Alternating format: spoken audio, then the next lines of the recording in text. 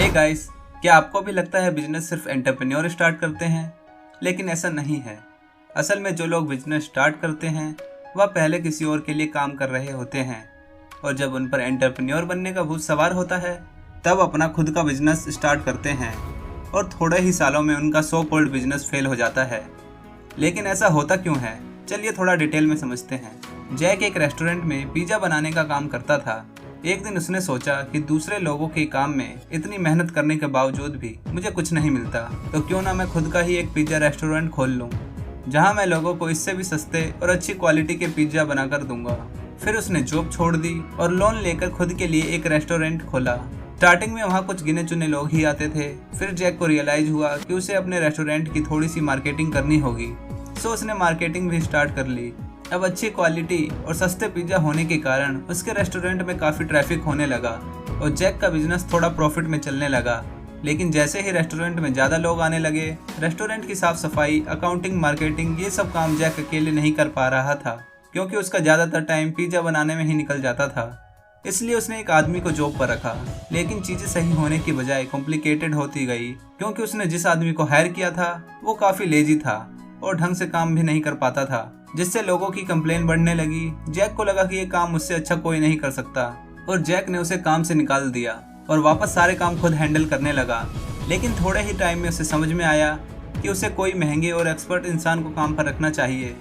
फिर उसने थोड़े महंगे आदमी को जॉब पर रखा, जो फाइनली एक अच्छा वर्कर निकला। लेकिन फिर कुछ ही महीनों में उसने एक और आदमी को हायर किया, पर क्योंकि उसका बिजनेस पहले से थोड़ा बड़ा हो गया था, इसलिए एम्प्लॉय की सैलरी, दुकान का रेंट, लोन की ईएमआई, फर्नीचर, डेकोरेशन जैसे अलग अलग खर्चों से वह प्रॉफिट के बजाय लॉस में जाने लगा था, और आखिर में उनको अपना रेस्टोरेंट बिजनेस बंद ही करना पड़ा। यह फेलियर हुआ क्योंकि जैक ने अपनी टेक्निकल स्किल के बारे में ही सोचा कि वो टेस्टी पिज्जा बना सकता है, तो वह उसका बिजनेस भी अच्छे से चला लेगा। लेकिन ऐसा हुआ नहीं। इसलिए माइकल गर्बर कहते हैं कि एक अच्छा बिजनेस चलाना और एक टेक्नीशियन होना, इन दोनों में जमीन आसमान का फर्क होता है। जब IBM के फाउंडर थॉमस वॉटसन को इंटरव्यू में एक बार पूछा गया कि उनका बिजनेस इतना सक्सेसफुल क्यों है, तब थॉमस ने भी कहा कि किसी भी काम के टेक्निकल पार्ट को जानना और उसके बिजनेस को रन करना काफ़ी अलग है। ज़्यादातर लोग अपने बिजनेस को सिर्फ इसलिए स्टार्ट करते हैं क्योंकि उसे उस बिजनेस के टेक्निकल चीज़ों का नॉलेज होता है। लोग मानते हैं कि अगर उन्हें कोई टेक्निकल काम आता है तो उस काम से रिलेटेड बिजनेस भी वो आसानी से कर लेंगे, जो सच नहीं है। Entrepreneur, manager and technician.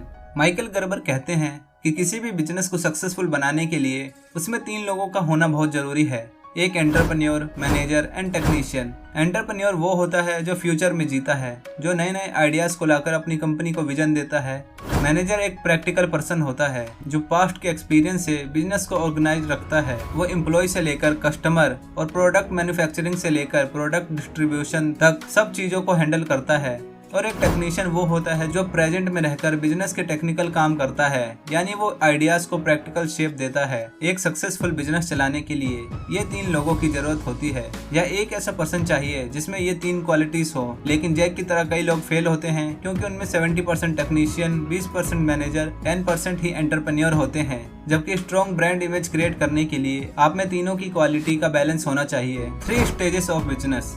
इसलिए अगर आपको कोई टेक्निकल काम करना अच्छे से आता है तो इसका मतलब यह हरगिज नहीं कि आप उसका बिजनेस भी अच्छे से कर सकते हो। द ई-मिथ रिविजिटेड के ऑथर के मुताबिक किसी भी बड़े बिजनेस की लाइफ साइकिल इन 3 हिस्सों में डिवाइड की जा सकती है। नंबर 1, इन्फेंसी स्टेज, मतलब बिजनेस का बचपन। इस स्टेज में चपरासी से लेकर मालिक तक सारे काम बिजनेस का ओनर खुद करता है। जब बिजनेस एक्सपेंड होता है, ज़्यादा कस्टमर आने लगते हैं, तो वो सारे कामों को इतना इम्पोर्टेंस नहीं दे पाता जितना वो पहले देता था। अगर वो एक काम पर ज़्यादा वक्त लगाता है तो दूसरे काम अधूरे रह जाते हैं, जिससे कस्टमर सेटिस्फैक्शन कम होने लगता है। फॉर एग्जाम्पल, आप हेयर स्टाइलिस्ट हो तो स्टार्टिंग में जब कस्टमर कम थे तब सारे काम आप मैनेज कर लेते थे। लेकिन जब कस्टमर बढ़ने लगे तब आप एक कस्टमर का ही हेयर स्टाइल बना रहे हो तो दूसरे कस्टमर को अच्छे से मैनेज नहीं कर पाते, या शॉप की साफ सफाई का ख्याल नहीं रख पाते। अगर इन कामों को आप ज़्यादा इंपॉर्टेंस देते हैं तो क्वालिटी ऑफ वर्क में फ़र्क बढ़ने लगता है और कस्टमर शिकायत करने लगते हैं। Adolescence stage.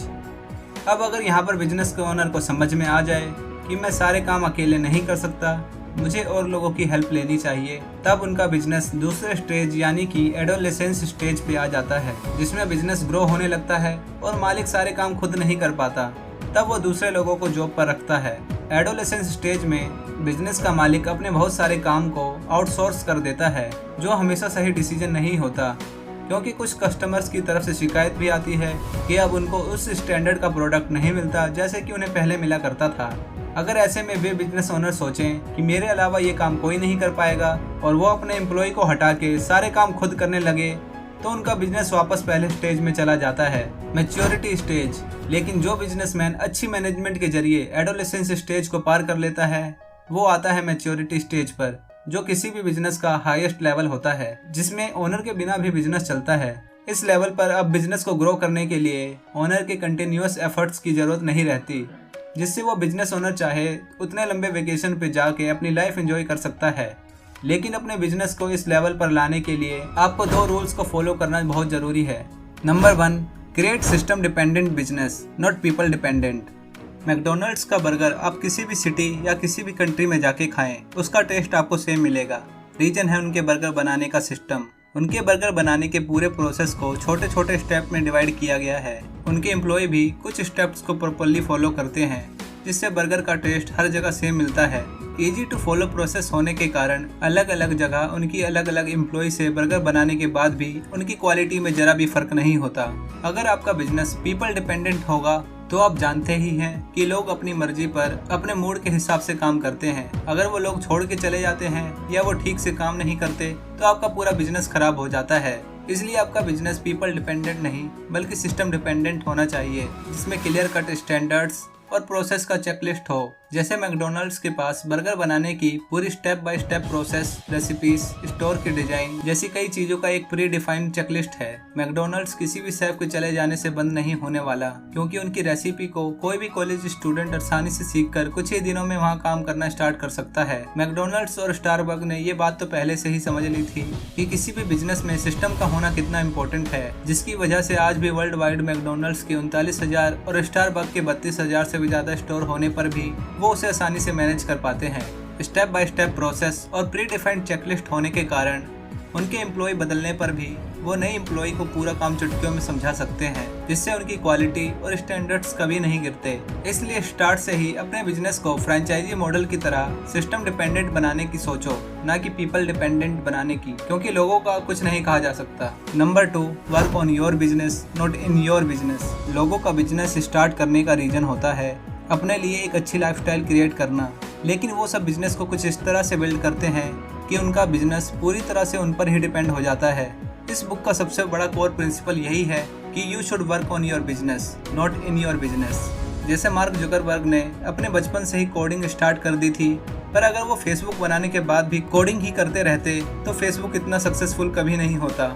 इसलिए उन्होंने अपने टेक्निकल वर्क के लिए दूसरों को हायर किया और खुद फेसबुक में काम करने की जगह फेसबुक पर काम करने लगे। बिजनेस से फाइनेंशियल फ्रीडम पाने का एक ही तरीका है कि आप अपने आप को बिजनेस से बाहर रखें, यानी काम का पूरा बर्डन आप पर ना हो, बल्कि वो एक बनाए गए सिस्टम के मुताबिक चल रहा हो। सिंपल लैंग्वेज में कहें तो बिजनेस ऐसा खड़ा करें जिसमें डिसीजन और ऑपरेशन आपके बिना भी पूरे हो सके और आपको हर चीज मॉनिटर करने की जरूरत ना पड़े। तो ये थी कुछ बातें इस बुक से जो आपको अपना बिजनेस बनाते समय जरूर याद रखनी चाहिए। और अगर आपको यह वीडियो पसंद आई हो तो इस वीडियो को लाइक करें, चैनल को सब्सक्राइब करके बेल आइकन को ऑल पर सेट करें, ताकि आने वाले फ्यूचर अपडेट्स आपको मिलते रहें। और अगर आप जानना चाहते हैं कि अपना एटीट्यूड परफेक्ट कैसे करें तो राइट वाली वीडियो देखें, वरना लेफ्ट वाली वीडियो पर क्लिक कर आप गुजराती और मारवाड़ी की तरह बिजनेस करना तो सीख ही जाओगे। And thanks for watching this video.